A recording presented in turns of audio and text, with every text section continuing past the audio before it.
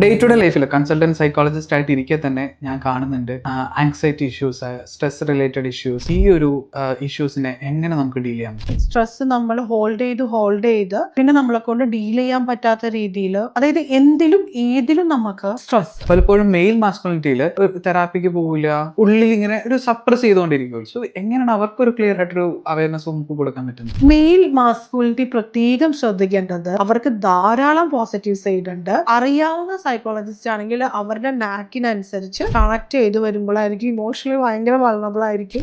Hi everyone, mind psychology retreat centre YouTube ചാനലിലേക്ക് ഏവർക്കും സ്വാഗതം. ഞാൻ നിങ്ങളുടെ സ്വന്തം റിസ്ട്രസിബി കൺസൾട്ടന്റ് സൈക്കോളജിസ്റ്റ്. വൈവിധ്യങ്ങളാർന്ന മനോരോഗങ്ങളെക്കുറിച്ചിട്ടും മനോരോഗ പ്രശ്നങ്ങളെക്കുറിച്ചിട്ടും നമ്മൾ കഴിഞ്ഞ വീഡിയോകളിൽ ഒരുപാട് സംസാരിച്ചിട്ടുണ്ട്. ഇന്നും പുതിയൊരു വീഡിയോയുമായി ഞങ്ങളിതാ നിങ്ങൾക്ക് മുമ്പിൽ.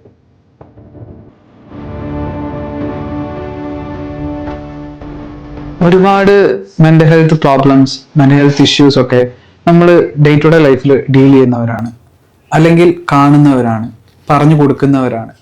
പക്ഷേ എന്താണ് മെൻ്റൽ ഹെൽത്ത് ഇഷ്യൂസ്, അല്ലെങ്കിൽ എന്താണ് മെൻ്റൽ ഹെൽത്ത് ഡിസോർഡേഴ്സിലേക്ക് നയിക്കുന്ന പ്രോബ്ലംസ് എന്നുള്ളത് പലപ്പോഴും നമുക്ക് ഡെപ്തായിട്ട് മനസ്സിലാക്കാൻ പറ്റുന്നില്ല എന്നുള്ളതൊരു വാസ്തവമായിട്ടുള്ള കാര്യമാണ്.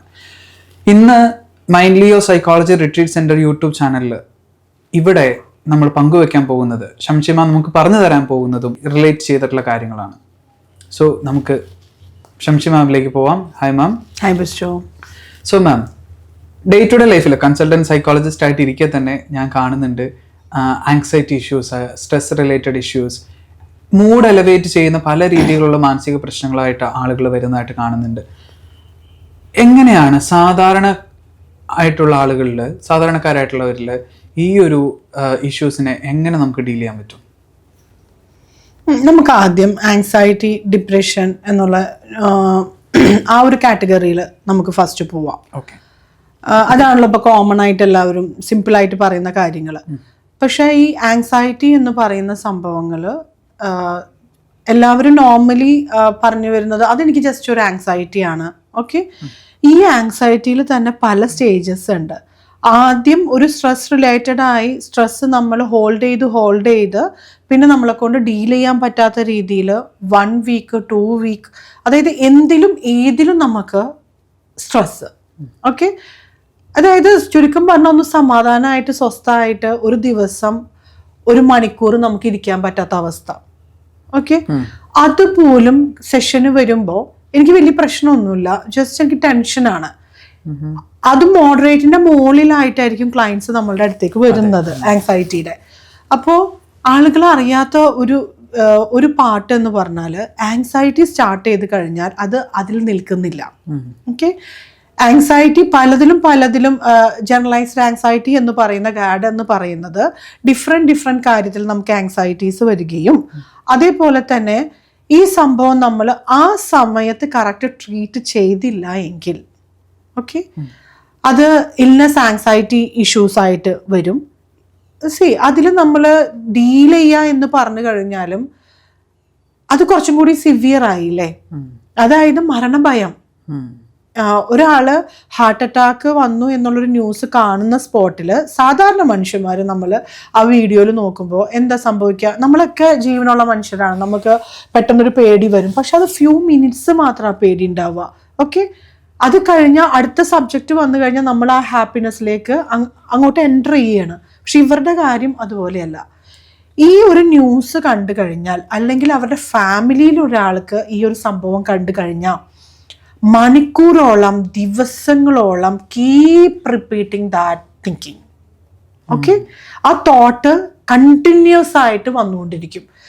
അത് മരണതുല്യ പെയിനാണ്. നമ്മുടെ എങ്ങനെ ഹാൻഡിൽ ചെയ്യാന്ന് വെച്ചാൽ, നമ്മളൊരാളോട് ചോദിക്കുകയാണ്, ഇതെനിക്ക് പേടി വരുന്നുണ്ട്, അവർ പോകുന്നു, ചെക്ക് ചെയ്യുന്നു, അവർക്ക് യാതൊരു പ്രശ്നവും ഹാർട്ടിന് ഇല്ല എന്ന് പറയുന്നു, സ്റ്റിൽ ദേ ആർ തിങ്കിങ്. ഒരു ബ്രീത്ത് ഇഷ്യൂ, സ്ട്രെസ് വന്നാൽ തന്നെ കോർട്ടിസോൾ അതുപോലെ സ്ട്രെസ് ഹോർമോൺസ് പ്രൊഡ്യൂസ് ചെയ്യുമ്പോൾ തന്നെ ഹാർട്ട് ബീറ്റ് കുറച്ച് കൂടി തുടങ്ങും, ഡിഫിക്കൽട്ടി ഇൻ ബ്രീത്തിങ് അത് വന്നു തുടങ്ങും. അത് സിവിയർ അവസ്ഥയിലേക്കാണ് ഈ സംഭവം പോകുന്നത്. പിന്നെ പെർട്ടിക്കുലർ ഫോബിയാസ്, ഈ ചിലപ്പോൾ എട്ടുകാലിനോടുള്ളൊരു പേടി, അല്ലെങ്കിൽ നാച്ചുറലി സംഭവിക്കുന്ന എന്തെങ്കിലും വെള്ളപ്പൊക്കം അല്ലെങ്കിൽ ഭൂമി കുലുക്കം, ഇതൊക്കെ സ്റ്റേജസിൽ കൂടെ കടന്നു പോകുന്നത്. എപ്പോഴും നമ്മളുടെ അടുത്തേക്ക് വരുമ്പോഴുണ്ടല്ലോ എല്ലാ സമയത്തും ഈ ഒരു സ്റ്റേജിലാണ്. അത് സ്റ്റാർട്ട് ചെയ്യുന്ന സമയത്ത് വരികയാണെങ്കിൽ എത്രയോ പെട്ടെന്ന് നമുക്കത് മാറ്റാൻ തന്നെ ആയിട്ട് പറ്റും. എത്ര നാള് അത് കണ്ടിന്യൂസ് ആയിട്ട് ആ ഇന്റൻസിറ്റി കൂടണോ, ആ ഇന്റൻസിറ്റി കൂടുന്നതിനനുസരിച്ചിട്ട് അതിൻ്റെ സമയവും തെറാപ്പിയുടെ കൂടാനായിട്ട് ചാൻസ് ഉണ്ട്. ആങ്സൈറ്റി എന്ന് പറയുന്നത്, ആങ്സൈറ്റി ആ മനുഷ്യൻ വീണ്ടും വീണ്ടും ട്രൈ ചെയ്തുകൊണ്ടിരിക്കുകയാണ് ആ ഒരു ഹാപ്പിനെസ്സും കാര്യങ്ങളും കിട്ടാൻ വേണ്ടിയിട്ടും ആ സ്ട്രെസ്സിൽ നിന്ന് മാറാനായിട്ടും. എന്നിട്ടാണ് ആ സ്പെക്ട്രത്തിലുള്ള വകഭേദങ്ങൾ ഈ പറഞ്ഞ പോലെ വരുന്നത്. ഏറ്റവും ഡേഞ്ചറസ് ആയിട്ടുള്ള കാര്യമാണ് ഈ ആങ്സൈറ്റിയുടെ. ബ്രെയിൻ കഷ്ടപ്പെട്ട് നമ്മളുടെ ഒപ്പം നിന്ന് സപ്പോർട്ട് ചെയ്തുകൊണ്ടിരിക്കുകയാണ്, പക്ഷെ നമ്മൾ അതിനെ കൺസിഡർ ചെയ്യുന്നില്ല. രാവിലെ എണീക്കുന്നു, സെയിം ഫിയർ, സെയിം തോട്ട്, നമ്മൾ മൈൻഡ് ചെയ്യുന്നില്ല. ജസ്റ്റ് ഒരു ശ്രദ്ധ തട്ടുമ്പത്തിനും നമ്മൾ okay I'm fine now. Okay, anxiety ക്ലയൻറ്റിൻ്റെയിലും വരുമ്പോൾ എന്താ പ്രശ്നം, 1-2 സെഷൻ എടുത്തു കഴിഞ്ഞ് നമ്മളൊരു റാപ്പോ ഉണ്ടാക്കിയിട്ടുണ്ടാവുള്ളൂ. ഞാൻ കുറച്ചും കൂടി റിലാക്സേഷൻ ഒക്കെ ചെയ്യുമ്പോഴത്തേനും അവർ കാമാവുമ്പോഴത്തേനും പിന്നെ വരില്ല.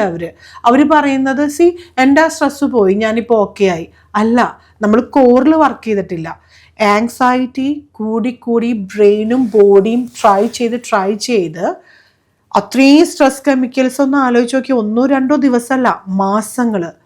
ഓക്കെ, ദിവസങ്ങൾ, മാസങ്ങൾ, വർഷങ്ങൾ നമ്മൾ ഈ സ്ട്രെസ് ഹോർമോൺസ് കൊണ്ട് നടക്കുകയാണ്. And in amygdala we are not safe എന്നുള്ളത് നമുക്ക് തോന്നിക്കൊണ്ടിരിക്കുന്നത്. ഫൈനലി എന്താ വരിക, അവർ ഡിപ്രഷനിലേക്ക് പോവുകയാണ്. ആങ്സൈറ്റിയുടെ ഏറ്റവും വലിയൊരു ഗുണം എന്താണെന്നറിയോ, അവസാനം വരെ അവർ ട്രൈ ചെയ്യും, which is A best part. അത് ഒരു 100 ഇൻഡിവിജ്വൽസ് വന്നോട്ടെ തെറാപ്പിക്ക്, അതിൽ 92% കണ്ടിരിക്കുന്നത് അവർ ആ ഒരു അവസ്ഥയിൽ നിന്ന് കടക്കാനായിട്ട് ട്രൈ ചെയ്യുന്നുണ്ട്. പക്ഷേ ഇത് അത്രയും ശ്രദ്ധിക്കാതെ, തീരെ ഇൻസൈറ്റ് ഇല്ലാതെ എന്ന് പറയില്ലേ, അതിലേറ്റവും കൂടുതൽ സ്ത്രീകൾക്ക് അത്യാവശ്യം ഇൻസൈറ്റ് ഉണ്ട്. മെയിൽ കാറ്റഗറിയാണ് ഇൻസൈറ്റ് ഇല്ലാതെ ലാസ്റ്റ് ടൈമിൽ വരുന്നത്. പക്ഷേ ഇത് മാം മെയിലിലേക്ക് ഒന്ന് നോക്കുകയാണെന്നുണ്ടെങ്കിൽ, ഇപ്പൊ നമുക്കറിയാം സാധാരണ ആയിട്ടുള്ള ആളുകളിലേക്ക് ഒന്ന് ഫോക്കസ് ചെയ്യുകയാണെങ്കിൽ മെയിൽ മാസ്കുലിനിറ്റി. സോ അവരിൽ എപ്പോഴും ഒരു ട്രൈ ഉണ്ടാവും. മീൻസ് അവരുടെ ജീവിതം അങ്ങനെയാണല്ലോ. ഇപ്പൊ നമ്മള് ഹോമോസാപ്പിയൻ കാര്യങ്ങളൊക്കെ എടുത്ത് നോക്കുകയാണെങ്കിൽ നമുക്കറിയാം മെയിൽ മാസ്കുലിനിറ്റി എന്ന് പറയുന്നത് ട്രൈയുടെ മറ്റൊരു പര്യായപദമാണ് ആയിട്ടാണ് ഞാൻ കണ്ടിട്ടുള്ളത്. സോ എനിക്ക് മനസ്സിലായുള്ള ഒരു കാര്യമുണ്ട്, ആങ്സൈറ്റി ഇഷ്യൂ ആയിക്കോട്ടെ അല്ലെങ്കിൽ മെന്റൽ ഹെൽത്ത് ഇഷ്യൂസ് ആയിക്കോട്ടെ, ഒരു moderate to severe in between നിൽക്കുന്ന ആളുകൾ ഉണ്ടാവുമല്ലോ. പലപ്പോഴും മെയിൽ മാസ്കുലിനിറ്റിയിൽ അവർ തന്നെ ഇതൊരു മാനസിക പ്രശ്നമല്ല, ഇത് എൻ്റെ ഡേ ടു ഡേ ലൈഫിൻ്റെ ഒരു പ്രശ്നമായിട്ട് മാത്രം കൺസിഡർ ചെയ്ത് തെറാപ്പിക്ക് പോവില്ല, ഉള്ളിൽ ഇങ്ങനെ ഒരു സപ്രസ് ചെയ്തുകൊണ്ടിരിക്കുമല്ലോ.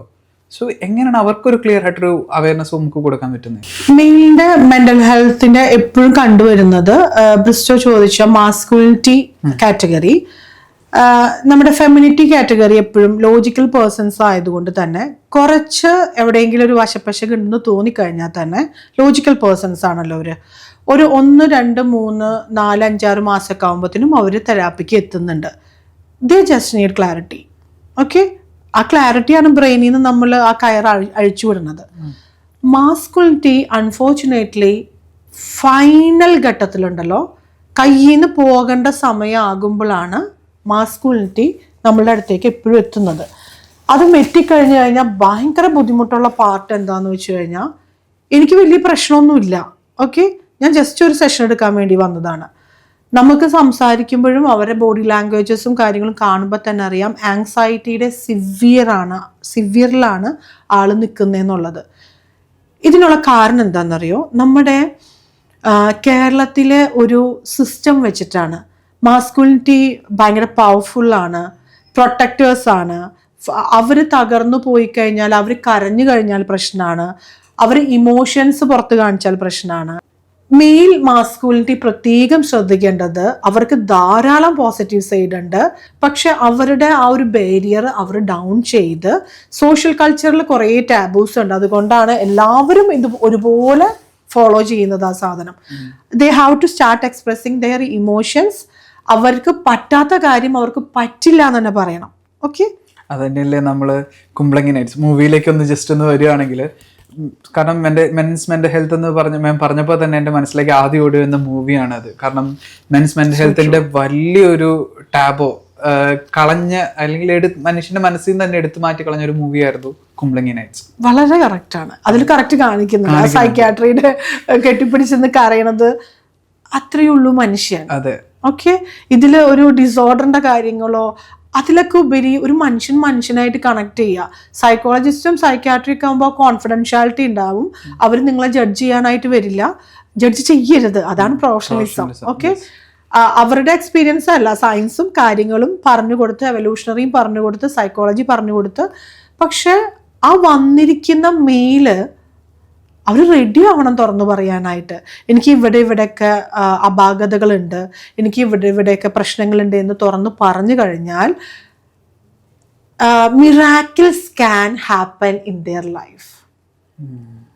യെസ്, അത് തന്നെയാണ് നമ്മൾ ആ മൂവിയിൽ കണ്ടിരിക്കുന്നത് തന്നെ. ഫൈനാൻഷ്യൽ സ്ട്രെസ് അവർക്ക് ഭയങ്കരമാണ്. അപ്പൊ സ്ത്രീകൾക്കും ഇല്ലേ ഫൈനാൻഷ്യൽ സ്ട്രെസ് എന്ന് വെച്ച് കഴിഞ്ഞാൽ 50-50 ആണ്. സമൂഹത്തിൽ നിന്ന് ഇപ്പോ സ്ത്രീ കുക്ക് ചെയ്തില്ല എന്ന് പറയുമ്പോഴായിരിക്കും ഒരു സ്ത്രീ അത് സെർവ് ചെയ്തില്ല എന്ന് പറഞ്ഞാലായിരിക്കും ഏറ്റവും കൂടുതൽ ഒരു ഷെയിം വരുന്നത്.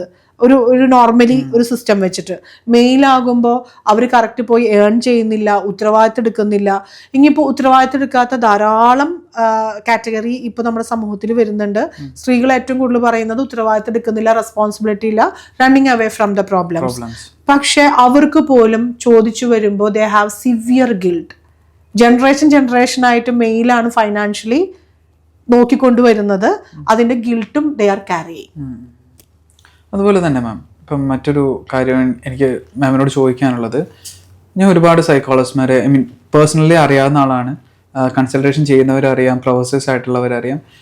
എന്നാലും വളരെ വ്യത്യസ്തമായിട്ട് ഷംഷി മാമിലേക്ക് ഞാൻ വന്നപ്പോൾ മുതൽ ഒബ്സർവ് ചെയ്തിട്ടുള്ളൊരു കാര്യമുണ്ട്. എവല്യൂഷണറി സൈക്കോളജിക്ക് വളരെയധികം ഇമ്പോർട്ടൻസ് കൊടുക്കുന്നു. ഐ നോ അതെന്തുകൊണ്ടാണെന്ന് എനിക്ക് നന്നായിട്ട് അറിയാം. പക്ഷേ അത് നമ്മുടെ വീഡിയോ കാണുന്ന സൈക്കോളജിസ്റ്റുമാർ ഒരുപാട് പേരുണ്ട്, ഒരുപാട് സൈക്കോളജി ആസ്പിരൻസ് ഉണ്ട്. ഇവർക്കെല്ലാം എന്തുകൊണ്ടായിരിക്കും മാം ആ എവല്യൂഷണറി സൈക്കോളജീനെ ഇത്രയും ഒരു ഫ്രൂട്ട്ഫുൾ ആയിട്ട് അല്ലെങ്കിൽ ഒരു പർപ്പസ്ഫുള്ളി മാം അത് ഇൻട്രൊഡ്യൂസ് ചെയ്യുന്നതെന്ന് അറിയാനുള്ള ഒരു ആഗ്രഹമുണ്ട്. സോ എന്താണ് മാമിനെ എവല്യൂഷണറി സൈക്കോളജിയിലേക്ക് അടുപ്പിക്കാനുള്ള ഒരു റീസൺ, അല്ലെങ്കിൽ എന്താണ് മാം അതിനകത്ത് എക്സ്പീരിയൻസ് ചെയ്തിട്ടുള്ള കാര്യം? നമ്മളുടെ ഉത്തരം തേടി പോവാന്ന് പറയില്ലേ, എവല്യൂഷണറിയിൽക്ക് എന്നെ വിട്ടത് ഈ മാസ്കുലിറ്റി മെയിലാണ്, കപ്പിൾസ് ആണ്. തീർച്ചയായിട്ടും സൈക്കോളജി നമ്മൾ പഠിച്ചിറങ്ങുമ്പോൾ എപ്പോഴും നമുക്ക് ഓക്കെ നമുക്ക് എല്ലാ ഇൻഫോർമേഷൻസും കിട്ടിയെന്നാണ് നമ്മൾ വിചാരിക്കുക. പക്ഷെ അതും കഴിഞ്ഞ് പിന്നെ ന്യൂറോ സയൻസ്, ഇതിലും കുറേ കാര്യങ്ങൾ ഇപ്പോൾ കോമൺ ആണ്. ഇപ്പോൾ സൈക്കോളജിസ്റ്റ് പറയണമെന്നില്ല, എല്ലാത്തിലും കെമിക്കൽസിനെ കുറിച്ചിട്ടും എല്ലാത്തിലും അവൈലബിൾ ആണ്. പക്ഷേ നമുക്ക് ലോജിക്കലി കണക്ട് ചെയ്യാൻ പറ്റാത്ത മെയിൽ കാണിക്കുന്ന കുറേ കാര്യങ്ങളുണ്ട്, ഫീമെയിൽസും കാണിക്കുന്നത്. ഓക്കെ, ഈ എണ്ണകൾ തമ്മിലുള്ള ഫൈറ്റ് ഉണ്ട്. അപ്പോൾ ഇതിന്റെ റിസർച്ച് ആയിട്ട് പോവാനുള്ള കാരണം തന്നെ why she is doing like this, why he is doing like this. സൈക്കോളജിയിൽ പേഴ്സണാലിറ്റി ട്രൈറ്റ് അല്ലെങ്കിൽ ന്യൂറോട്ടിക് ആയിട്ടുള്ള കേസസ് അങ്ങനത്തെ ഒക്കെ പറയുന്നുണ്ട്. അതുപോലെ തന്നെ എന്താ പറയുക, ബാക്കിയുള്ള സബ്ജക്ട്സിൽ കെമിക്കൽസിനെ കുറിച്ച് പറയുന്നുണ്ട്. പക്ഷെ ഇത് എവിടെ നിന്ന് സ്റ്റാർട്ട് ചെയ്തു? പക്ഷെ ആ ഒരു റിസർച്ച് ഭയങ്കര ബ്യൂട്ടിഫുൾ ആണ്. അതെന്തിനാന്ന് ചോദിച്ചാൽ മിറാക്കിൾസ് കൊണ്ടുവരാനല്ല, ഹൂ വി ആർ എന്നറിയാൻ വേണ്ടിയിട്ടാണ്. നമുക്ക് നമ്മളെ തന്നെ തിരിച്ചറിയാം. എക്സാക്ട്ലി, മറ്റുള്ള മനുഷ്യരെ തിരിച്ചറിയാനായിട്ട്. അതായത് ഒരു എക്സാമ്പിൾ ഞാൻ പറയാം. ഇപ്പോഴത്തെ ട്രെൻഡ് അല്ല, അത് പണ്ടത്തെ ഒരു 10 കൊല്ലം മുമ്പ് 8 കൊല്ലം മുമ്പ് ഒരു നമ്മുടെ സോഷ്യൽ മീഡിയാസിലൊക്കെ നോക്കിക്കഴിഞ്ഞാൽ അതായിരുന്നു അവൾ എന്നെ തേച്ചിട്ട് പോയി. ഓക്കെ, അതൊരു കോമൺ ടോക്ക് ആയിരുന്നു. അത് ഭയങ്കരമായിട്ട് ആൾക്കാർ ട്രിഗർ ചെയ്യുന്ന ഒരു ആൺപിള്ളേരും ആണുങ്ങളൊക്കെ ട്രിഗർ ചെയ്യുന്ന ഒരു സാധനമാണ്. തേച്ചുപോയി. ഇതിന്റെ പിന്നിലേക്ക് പോകുമ്പോൾ എന്താന്ന് വെച്ച് കഴിഞ്ഞാൽ അത് എവല്യൂഷണറി ആണ് തീർച്ചയായിട്ടും. അതായത് പണ്ട് കാലത്ത് നല്ല ഹെൽത്ത് ഉള്ള മെയിലിനാണ് അവർക്ക് വേട്ടയാടാനായിട്ട് പറ്റുക. ഓക്കെ, അപ്പോൾ വേട്ടയാടി കൊണ്ടുവരുന്ന സ്ട്രോങ്ങസ്റ്റ് പേഴ്സൺസിനെയാണ് നല്ല ജീനിലുള്ള കുട്ടികൾ ഉണ്ടാവാൻ വേണ്ടിയിട്ട് സ്ത്രീകൾ ചൂസ് ചെയ്തിരുന്നത്. ഓക്കെ, സ്ത്രീകൾ എപ്പോഴും അവരുടെ മക്കളെ നോക്കാൻ, അവരുടെ കുടുംബം നോക്കാൻ കപ്പാസിറ്റി ഈ മെയിലിനുണ്ടോ? അത് നമ്മളുടെ ജീനിൽ ഓൾറെഡി ഉണ്ട് സ്ത്രീകളുടെ. ഇപ്പോഴത്തെ കുട്ടികൾക്ക് ഞാൻ കല്യാണം കഴിക്കേണ്ടവളാണ്, കുട്ടി ഉണ്ടാക്കേണ്ടവളാണ് എന്നുള്ളതൊന്നും ലോജിക്കൽ മൈൻഡിൽ വരില്ല, പക്ഷെ ജീനിലുണ്ട് നമ്മുടേത്.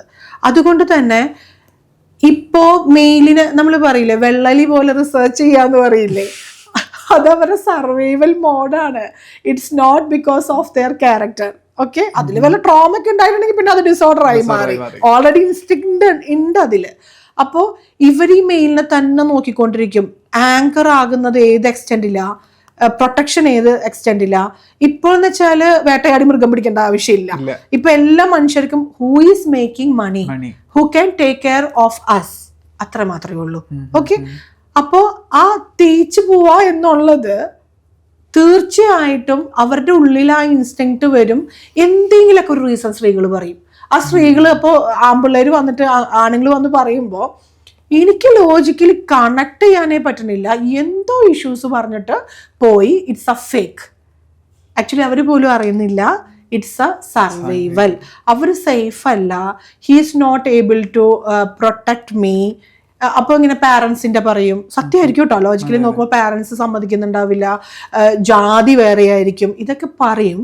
പക്ഷെ ഇന്ന് അവരുടെ ജീനിൽ അവർക്ക് കറക്റ്റ് തോന്നുന്നു, he can protect me, he can protect us. Okay, അത് എവല്യൂഷണറി ആണ് ആ സാധനം എന്ന് പറയുന്നത്.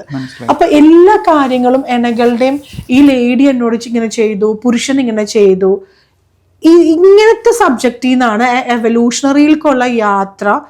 ഇറ്റ്സ് എ അമേസിങ് ടോപ്പിക് എന്ന് പറഞ്ഞു കഴിഞ്ഞാൽ നമ്മളെല്ലാവരും പഠിച്ചിരിക്കേണ്ടതാണ്. ഏത് കപ്പിൾസിനായി കഴിഞ്ഞാലും ഓക്കെ, ആള് ചെയ്യുന്നത് പേഴ്സണാലിറ്റിയുടെ ഓക്കെ, പിന്നിൽ പോയി കഴിഞ്ഞാൽ സ്ത്രീ ഇങ്ങനെയാണ്, പുരുഷൻ ഇങ്ങനെയാണ്.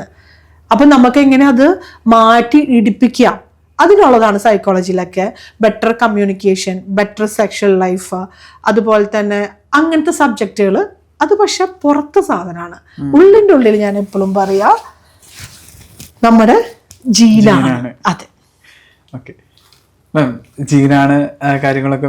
എവല്യൂഷൻ സൈക്കോളജിയുടെ മാമിന്റെ ഒരു എവല്യൂഷൻ തന്നെയാണ്. ഭയങ്കര ഇൻട്രസ്റ്റിംഗ് ടോപ്പിക്കാണ്. ബ്രിസ്റ്റോ ചോദിച്ചപ്പോ തന്നെ എനിക്ക് ഭയങ്കര ഡൊപാമിൻ ഹൈക്ക് എന്ന് പറയില്ലേ, അതുപോലെയാണ് കിട്ടിയത്. ലൈക്ക് അത് എനിക്കും മാമിന്റെ അടുത്ത് ആദ്യം സംസാരിക്കുമ്പോൾ തന്നെ എനിക്ക് കിട്ടിക്കൊണ്ടിരുന്ന ഒരു ഹാപ്പിനെസ് ഉണ്ട്. കാരണം me myself finding out who I am. Yes, and different knowledge also. So ഇതുവരെ ആരും പറഞ്ഞു കേൾക്കാത്ത അല്ലെങ്കിൽ അത്രയും ഇമ്പോർട്ടൻസ് കൊടുക്കാത്തൊരു കാര്യത്തിനാണ് മാം ഇവിടെ ഇമ്പോർട്ടൻസ് കൊടുത്ത് ആളുകൾ കൊടുക്കുന്നു. ആ സെയിം ഇതിൽ തന്നെ എനിക്ക് കൺസൾട്ടന്റ് ആയിട്ടിരിക്കുമ്പോൾ തന്നെ ആളുകളോട് സംസാരിക്കാൻ പറ്റുന്നു എന്ന് പറയുമ്പോൾ ദാറ്റ് മേക്സ് മാം പറഞ്ഞാൽ തന്നെ ആ ഡോപാമൈൻ ഐസ്ക്രീം അലിയണ പോലെ കപ്പിൾസ് അലിയണ കണ്ടിട്ടുണ്ടോ? ഇത് കേൾക്കുമ്പോ തന്നെ ഓക്കെ. അതായത് ഇപ്പോ എനിക്കിപ്പോ 27-28 ആ ഒരു ഏജിലൂടെ ഞാൻ കടന്നു പോയിക്കൊണ്ടിരിക്കുന്നു. ഫൈൻഡിങ് ഔട്ട് ദെയർ പാർട്ട്ണർ ഭയങ്കര ഡിഫിക്കൽട്ടി ഫേസ് ചെയ്യുന്ന ഒരു സിറ്റുവേഷൻ ഞാൻ കാണുന്നുണ്ട്. അത് ചിലപ്പോൾ നമുക്ക് തമാശയായിട്ട് തോന്നാം, ചിലപ്പോൾ ഞാൻ ഈ ക്വസ്റ്റ്യൻ ചോദിക്കുമ്പോൾ പല രീതിയിൽ എന്നെ അറ്റാക്ക് ചെയ്യുന്നവരുണ്ടാവും. എനിക്ക് എന്തുകൊണ്ട് നല്ല ഒരാളെ കിട്ടുന്നില്ല എന്ന് ചോദിച്ചാൽ ഉള്ളതിൽ ബെസ്റ്റ് ചൂസ് ചെയ്യുന്നതാണ് നമ്മുടെ ഹോമോസാപ്പിയന്റെ ക്യാരക്ടർ. നമുക്ക് എന്താ വേണ്ടതെന്ന് നമ്മൾ തന്നെ ആദ്യം ഒരു ക്ലാരിറ്റി വരുത്തണം. മെൻസിന്റെ മെന്റൽ ഹെൽത്തിലേക്ക് കുറിച്ച് സംസാരിക്കുമ്പോൾ I think it's important to talk about like suppressed emotions. നമ്മുടെ ഹാപ്പിനെസ് ഷെയർ ചെയ്യാൻ പോവാം, നമ്മുടെ ചെറിയ ചെറിയ ഡൗട്ട്സ് ഷെയർ ചെയ്യാൻ പോവാം. കോൺഫിഡൻഷ്യൽ ഓക്കെ, അത് വന്ന് പറയാ കാര്യങ്ങളൊക്കെ സെറ്റ് ആക്കിയിട്ട് പോവാം. ഇത് പക്ഷെ രണ്ടാമതും മൂന്നാമതും നമ്മൾ സപ്രസ് ചെയ്യും തോറും നമുക്ക് സ്ട്രെയിൻ കൂടിക്കൊണ്ടിരിക്കുക.